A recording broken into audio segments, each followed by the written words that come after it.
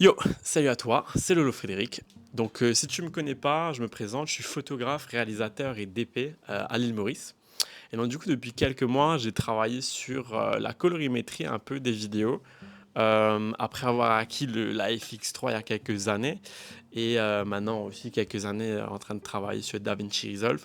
Donc, j'ai vraiment mis un effort sur le côté colorimétrie, la cerise sur le gâteau d'une vidéo, quoi. Et donc du coup, avec cette vidéo, je vais te montrer un petit peu comment est-ce que je procède, qu'est-ce que j'ai appris aussi avec ces différents outils, et aussi te présenter un outil qui pour moi est un game changer j'ai utilisé le mot game changer mon pote, dans le domaine de la colo, dans le domaine de l'esthétique de la vidéo. Et cette vidéo est en partenariat avec cette marque. Donc on parle de The Answer qui est un plugin pour Premiere Pro, After Effects, Lightroom, DaVinci et d'autres logiciels qui te permet de venir ajouter une esthétique vintage à tous tes rushs, à toutes tes photos, à tout ton contenu, quoi. Donc du coup, ce qui est sympa avec The Answer, il y a trois choses que j'ai notées qui sont vraiment cool avec. C'est qu'en premier lieu, c'est l'apport du grain dans tes vidéos. Donc c'est comme Lightroom, tu peux venir importer le grain, la grosseur, la quantité de ton grain. Donc ça c'est super, ça m'évite d'utiliser un vieux MP4 que j'avais de grain. Donc je crois que j'avais Kodak, Fujifilm, mais ça marchait bien, ça marchait très bien. Mais là ça me permet d'avoir plus de flexibilité et plus de contrôle dans ce côté de grain et de créativité. Donc ça c'est sympa. Le deuxième c'est aussi la couleur des rushs. Donc la colorimétrie, elle peut venir copier la colorimétrie de certaines pellicules photos et vidéos. Donc par exemple la Kodak 250D, utilisée pour faire pas mal de films à l'époque. C'était le standard pour les films en pellicule à l'époque. Et ensuite, il y en a plein, il y a des portraits à 400, donc je shoote pas mal en argentique aussi, pour le plaisir. Et donc du coup, ça permet de venir répliquer ces différents outils.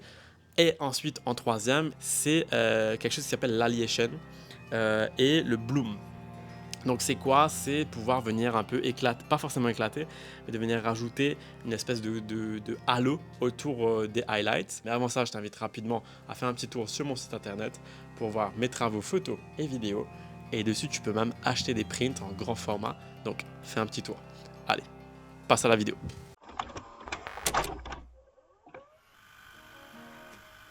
Donc du coup, on se retrouve sur DaVinci Resolve. Donc DaVinci Resolve, outil incroyable, on n'a pas besoin d'expliquer plus que ça. Voilà mon setup, enfin comment je fonctionnais avant d'utiliser The Answer.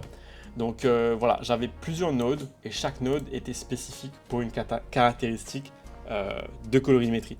Donc du coup là, j'avais le LUT en dernier, j'avais le Color Space Transform. Donc pourquoi? Parce que je veux transformer, je veux faire toutes mes modifications dans une plus grosse data du Sony S-Log3 pour ensuite venir ajouter mon LUT à la fin.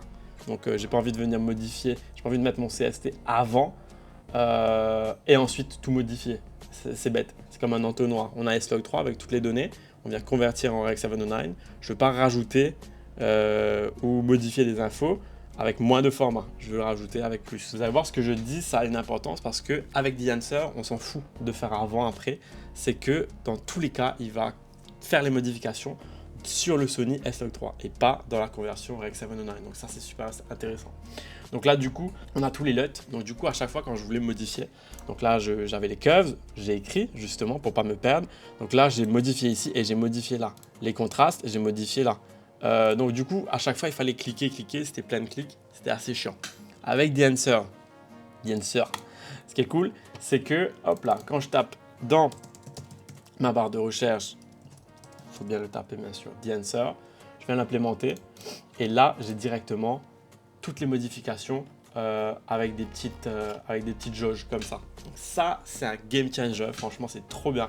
Je peux tout venir modifier dans une seule case. Je n'ai pas à cliquer, à rajouter 10 milliards de nodes. Je choisis ma caméra, Sony FX3, S-Log3, Gamma 3 Ciné 3, beaucoup de 3. Là, je peux venir échanger mon exposition, la température, trois choses qui sont super sympas. C'est qu'en même temps de venir convertir l'image et de venir faire le color grading dessus, je peux venir rajouter une impression, une émulation photo dessus. Donc ça, c'est cool. Là, on a du Kodak Gold. Donc regardez, ça donne cette patine de couleur de chaque pellicule. Et la quantité qu'ils ont, c'est un truc de fou. Moi, il y a quelque chose que j'avais vu qui était super sympa. C'était le noir et blanc. Non, je crois que c'était la Ilford, je crois. Waouh, c'est dinguerie. Ça, c'est trop stylé. Bon, l'ordi va bugger parce qu'il a la flamme un peu. Mais ça, c'est un truc de fou. Et donc, du coup, deuxième chose qui est cool, qui est incroyable avec ça, c'est aussi le grain que vous pouvez venir rajouter. Donc, du coup, le grain, comment moi je fonctionnais avant, c'est que je rajoutais une image, je rajoutais une vidéo en JPEG. Donc, la vidéo, c'était du grain comme ça, que je venais le composite en overlay. C'est plein de mots compliqués, mais juste pour dire que là, dans l'image, je voulais enlever le gris et garder que les particules. Donc à chaque fois je devais prendre une vidéo, la dupliquer voilà, plusieurs fois comme ça. Grosse flemme. Ce qui est incroyable avec DENSER, c'est que je vais retrouver, hop là, c'est que dans un seul node, et ça c'est important, dans un seul node, je peux venir modifier, hop là, rajouter du plus gros grain. Là il est vraiment fatax, hop là, là on est sur l'autre image. Là il est vraiment fatax. Pas forcément quelque chose que j'aime beaucoup, mais on va mettre, hop là, 35, c'était quoi? C'était 35 250. Voilà, hop là, rajouter du grain un peu plus fin, un peu moins fin. Là, c'est du grain assez fin. Ça, c'est une dinguerie.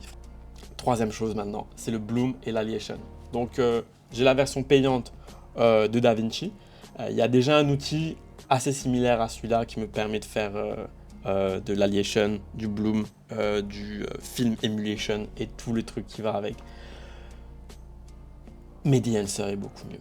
Pourquoi ils sont mieux? Juste dans la qualité de l'image qui ressort, c'est un truc de fou. Donc du coup, l'alliation et le bloom, vous devez sûrement peut-être savoir c'est quoi. Le bloom, vous allez voir ici, hop là, quand je vais l'amplifier, vous allez voir comme ça fait une espèce de halo autour de l'image. Là, on dirait qu'on est au paradis parce que je l'ai foutu au max. Voilà, on va mettre avant. Voilà, là c'est avant. Et on va mettre après. Donc voilà, c'est très subtil, même si je l'ai mis à fond. Et ensuite, l'alliation. L'alliation, ça, vous allez le voir surtout. Alors, je vais faire une petite démo. L'alliation, on va le voir surtout avec les couleurs. Donc, on va mettre 800T.